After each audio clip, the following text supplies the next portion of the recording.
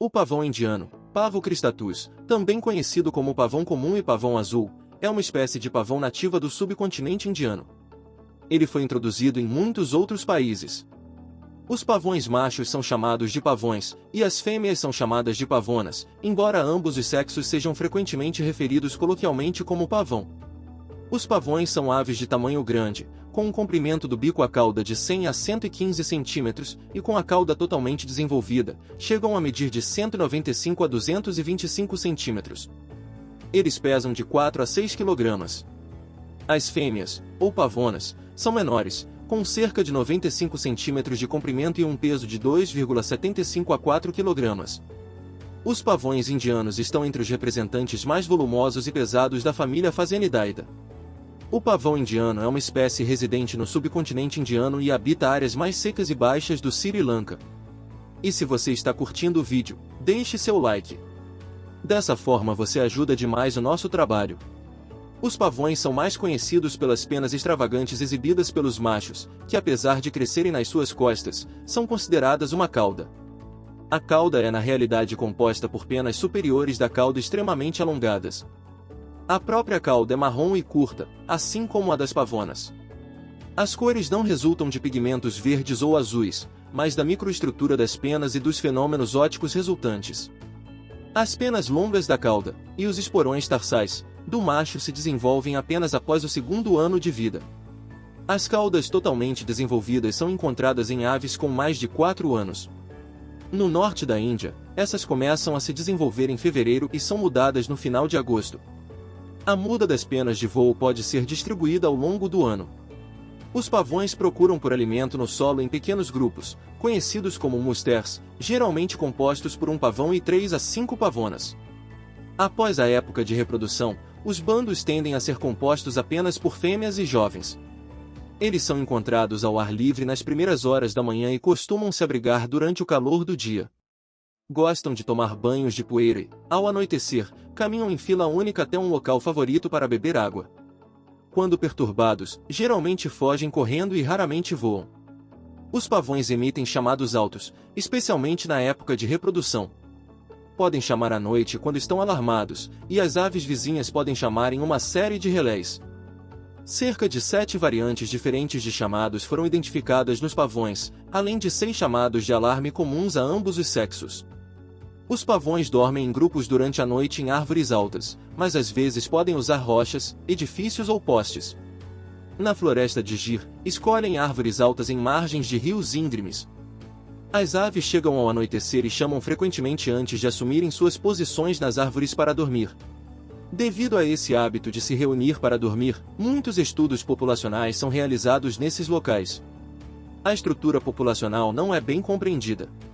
Em um estudo no norte da Índia, Jujur, o número de machos era de 170 a 210 para 100 fêmeas, mas um estudo envolvendo contagens noturnas no local de descanso no sul da Índia, em Jar, sugeriu uma proporção de 47 machos para 100 fêmeas. As cores do pavão e o contraste com a pavona, muito mais apagada, foram um quebra-cabeça para os pensadores antigos. Charles Darwin escreveu a Asa Gray que a visão de uma pena na cauda de um pavão, sempre que olho para ela, me deixa enjoado, pois não conseguia ver uma vantagem adaptativa para a cauda extravagante, que parecia apenas ser um estorvo. Darwin desenvolveu um segundo princípio de seleção sexual para resolver o problema, embora, nas tendências intelectuais predominantes da Grã-Bretanha vitoriana, a teoria não tenha ganhado ampla atenção. Na década de 1970, uma possível resolução para a aparente contradição entre a seleção natural e a seleção sexual foi proposta. Amos Zahavi argumentou que os pavões sinalizavam honestamente o ônus de ter uma cauda grande e cara. No entanto, o mecanismo pode ser menos direto do que parece. O custo pode surgir da depressão do sistema imunológico pelos hormônios que aumentam o desenvolvimento das penas. Acredita-se que a ornamentada cauda seja resultado da seleção sexual pelas fêmeas. Os machos usam suas caudas ornamentadas em uma exibição de cortejo, eles levantam as penas formando um leque e as tremem. No entanto, estudos recentes não encontraram relação entre o número de olhospotes exibidos e o sucesso reprodutivo. Marion Petrie testou se essas exibições sinalizavam a qualidade genética de um macho estudando uma população selvagem de pavões no zoológico de Vipsane, no sul da Inglaterra. Ela mostrou que o número de olhospotes na cauda previa o sucesso reprodutivo de um macho, E esse sucesso poderia ser manipulado cortando os olhospotes de algumas das penas ornamentadas do macho. Embora a remoção de olhospotes torne os machos menos bem-sucedidos na reprodução, a remoção altera substancialmente a aparência dos pavões machos. É provável que as fêmeas confundam esses machos com subadultos ou percebam que os machos estão fisicamente danificados. Além disso, em uma população de pavões selvagens, há pouca variação no número de olhospotes em machos adultos. É raro que machos adultos percam um número significativo de olhospotes. Portanto, a seleção das fêmeas pode depender de outras características sexuais das caudas dos machos. A qualidade da cauda é um sinal honesto da condição dos machos. As pavonas selecionam machos com base na plumagem. Um estudo recente em uma população natural de pavões indianos na área de Shivarik, na Índia, propôs uma teoria de alto custo de manutenção. Ela afirma que apenas os machos mais aptos podem se dar ao luxo de dedicar tempo e energia para manter uma cauda longa. Portanto, a cauda longa é um indicador de boa condição corporal, o que resulta em maior sucesso reprodutivo. Embora o comprimento da cauda pareça correlacionar positivamente com a diversidade do MHC em machos, as fêmeas não parecem usar o comprimento da cauda para escolher machos. Um estudo no Japão também sugere que as pavonas não escolhem os pavões com base em sua plumagem ornamental, incluindo o comprimento da cauda, número de olhospotes e simetria da cauda. Outro estudo na França levanta duas explicações possíveis para os resultados conflitantes que existem. A primeira explicação é que pode haver uma variação genética do traço de interesse em diferentes áreas geográficas devido a um efeito fundador ou uma deriva genética. A segunda explicação sugere que o custo da expressão do traço pode variar com as condições ambientais, de modo que um traço que indica uma qualidade específica pode não funcionar em outro ambiente. O modelo de fuga de Fischer propõe um feedback positivo entre a preferência feminina por caudas elaboradas e a própria cauda elaborada. Esse modelo assume que a cauda masculina é uma adaptação evolutiva relativamente recente. No entanto, um estudo de filogenia molecular em fazões pavão mostra o oposto: a espécie mais recentemente evoluída é na verdade a menos ornamentada. Isso sugere uma seleção sexual afastadora, na qual as fêmeas desenvolvem resistência aos estratagemas masculinos. Um estudo no Japão conclui que a cauda dos pavões é um sinal obsoleto para o qual a preferência feminina já foi perdida ou enfraquecida. No entanto, surgiram algumas discordâncias nos últimos anos sobre se as pavonas realmente selecionam machos com caudas mais ornamentadas.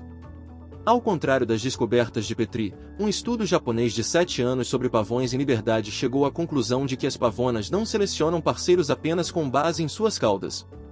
Mariko Takahashi não encontrou evidências de que as pavonas expressassem preferência por pavões com caudas mais elaboradas, como caudas com mais olhospotes, uma disposição mais simétrica ou um comprimento maior.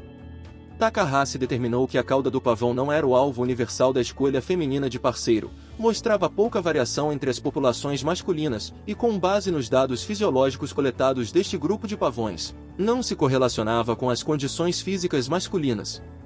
Adeline Loyal e seus colegas responderam ao estudo de Takahashi expressando preocupação de que explicações alternativas para esses resultados tenham sido negligenciadas e que essas podem ser essenciais para a compreensão da complexidade da escolha de parceiros. Concluíram que a escolha feminina pode variar de fato em diferentes condições ecológicas. Um estudo de 2013 que acompanhou os movimentos oculares de pavonas respondendo a exibições masculinas descobriu que elas olhavam na direção da cauda superior de penas apenas a longas distâncias e que olhavam apenas para as penas inferiores quando os machos exibiam, perto delas. O chocalhar da cauda e o tremular das asas ajudavam a manter a atenção das fêmeas. Os pavões são polígamos, e a temporada de reprodução é distribuída, mas parece depender das chuvas. Os pavões geralmente atingem a maturidade sexual aos 2 ou 3 anos de idade. Vários machos podem se reunir em um local de acasalamento, e esses machos muitas vezes são parentes próximos. Os machos nos locais de acasalamento parecem manter pequenos territórios próximos uns dos outros e permitem que as fêmeas os visitem, sem tentar guardar haréns. As fêmeas não parecem favorecer machos específicos. Os machos exibem durante o cortejo levantando as penas superiores da cauda em um leque arqueado. As asas são mantidas meio abertas e caídas, e ele periodicamente vibra as penas longas, produzindo um som de arrepios. O pavão enfrenta a pavona inicialmente, desfila e dança ao redor e, às vezes, vira para exibir a cauda. Os machos podem também congelar sobre a comida para convidar uma fêmea em uma forma de alimentação de cortejo. Os machos podem exibir mesmo na ausência de fêmeas. Quando o macho está exibindo, as fêmeas não parecem mostrar interesse e geralmente continuam sua busca por alimentos. A temporada de acasalamento no sul da Índia é de abril a maio, de janeiro a março no Sri Lanka e junho no norte da Índia. O ninho é uma depressão rasa no solo forrada com folhas, galhos e outros detritos. Os ninhos às vezes são colocados em edifícios e, em tempos antigos, foram registrados usando plataformas de ninhos desativadas dos abutres de costas brancas. A ninhada consiste em 4 a 8 ovos de cor creme a branco que são incubados apenas pela fêmea. Os ovos levam cerca de 28 dias para chocar. Os filhotes são nidícolas e seguem a mãe após o nascimento. Os filhotes recém-nascidos às vezes podem subir nas costas das mães, e a fêmea pode carregá-los voando até um galho seguro. Os pavões são onívoros e se alimentam de sementes, insetos, incluindo cupins, vermes, frutas, pequenos mamíferos, sapos e répteis. Eles se alimentam de cobras pequenas, mas mantêm distância das maiores. Na floresta de Gir, uma grande porcentagem de sua alimentação é composta por bagas caídas de zizifus. Eles também se alimentam de brotos de árvores e flores, pétalas, grãos, capim e brotos de bambu. Em áreas cultivadas, os pavões se alimentam de uma variedade de culturas, como amendoim, tomate, arroz, pimenta e até bananas. Em torno de áreas habitadas por humanos, eles se alimentam de restos de comida e até mesmo de excrementos humanos. Nas áreas rurais, são especialmente adeptos a se alimentar de colheitas e plantas de jardim.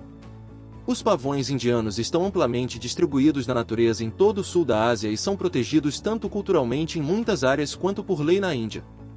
Estimativas conservadoras colocam a população em mais de 100 mil. No entanto, a caça ilegal por carne e penas continua, e declínios foram observados em partes da Índia. Os pavões se reproduzem prontamente em cativeiro e como aves ornamentais em liberdade. Zoos, parques, criadores de aves e comerciantes em todo o mundo mantêm populações de reprodução que não precisam ser aumentadas pela captura de aves selvagens. A caça ilegal de pavões por sua carne e penas e a intoxicação acidental por se alimentarem de sementes tratadas com pesticidas são ameaças conhecidas para as aves selvagens. Métodos para identificar se as penas foram arrancadas ou caíram naturalmente foram desenvolvidos, pois a lei indiana permite apenas a coleta de penas que caíram naturalmente. Em partes da Índia, as aves podem ser uma inconveniência para a agricultura, pois danificam as colheitas. No entanto, os efeitos adversos sobre as colheitas parecem ser compensados pelo papel benéfico que desempenham ao consumir grandes quantidades de pragas, como gafanhotos. Eles também podem ser um problema em jardins e residências, onde danificam plantas, atacam seus reflexos, quebrando vidros e espelhos, pousam e arranham carros ou deixam seus excrementos. Muitas cidades onde foram introduzidos e se tornaram selvagens têm programas de manejo de pavões. Isso inclui educar os cidadãos sobre como evitar que as aves causem danos, ao mesmo tempo em que tratam as aves de forma humanitária.